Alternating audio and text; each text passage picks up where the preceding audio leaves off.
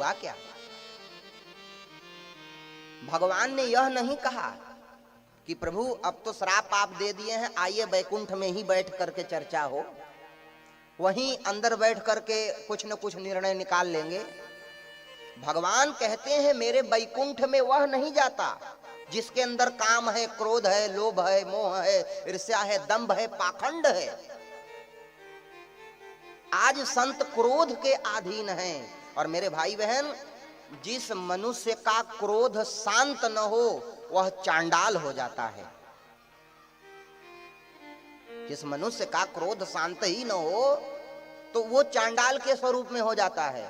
संतों को अंदर नहीं आने दिया, प्रभु बाहर निकल गए।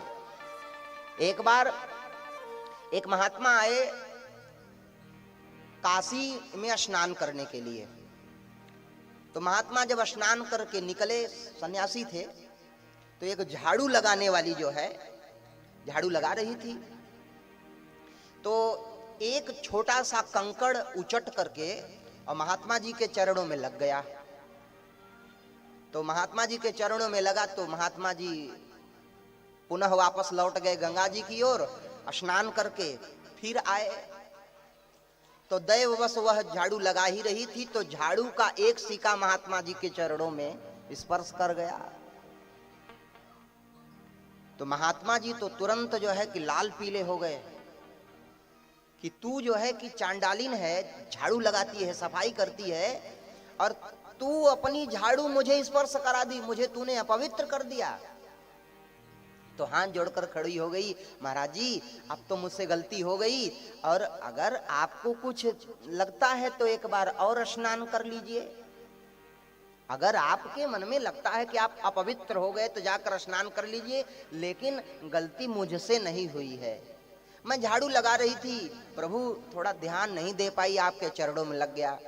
अब महात्मा जी तो बोलते ही जावें, उसको बिगड़ते ही जावें, क्रोध तो महात्मा जी का शांत ही ना हो।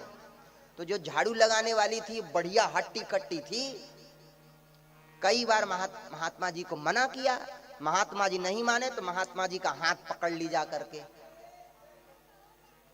महात्मा जी का हाथ पकड़ ली, महात्मा जी कहते हैं अब तू मुझे पूरा अपवित्र कर दी छू करके। महात्मा जी ने कहा, उसने कहा अपवित्र और अपवित्र नहीं, तू मेरा पति है, तू मेरा पति है, अब मैं तेरे साथ ही रहूंगी। महात्मा जी कहते हैं क्या कहती हो? अरे मैं साधु हूं, ब्राह्मण हूं, कैसा करती हो तुम? बोले अब कुछ नहीं, जब तुम्हारा क्रोध शांत नहीं हो रहा है तो मैं तुम्हारी पत्नी और तू मेरा पति, चल मेरे साथ मेरे घर रह। अब महात्मा जी सोचे हे राम अब तो कहां फंस गया करके। तो यह बात राजा के पास पहुंच गई, जो काशी नरेश थे उनके पास पहुंच गई बात। तो काशी नरेश जब दोनों की बात सुने, वो झाड़ू लगाने वाली कहती थी ये मेरा पति है, महात्मा जी कहते मैं तो सन्यासी हूं, मैं इसका पति नहीं हूं, इसका जो है झाड़ू काशी का मुझे स्पर्श हो गया तो मुझे क्रोध आ गया। तो राजन ने पूछा कि देवी जी तुम बताओ क्या चाहती हो, इसके साथ विवाह करना चाहती हो?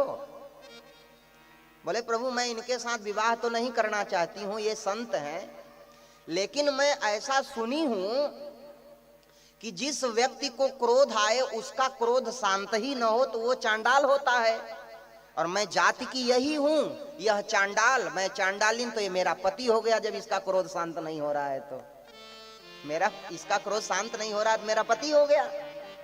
तब महात्मा जी ने कान पकड़ा कि आज के बाद दोबारा अब क्रोध करेंगे ही नहीं, क्योंकि जो कामी है, क्रोधी है, लोभी है, लालची है, वो भजन नहीं कर पाता भगवान का।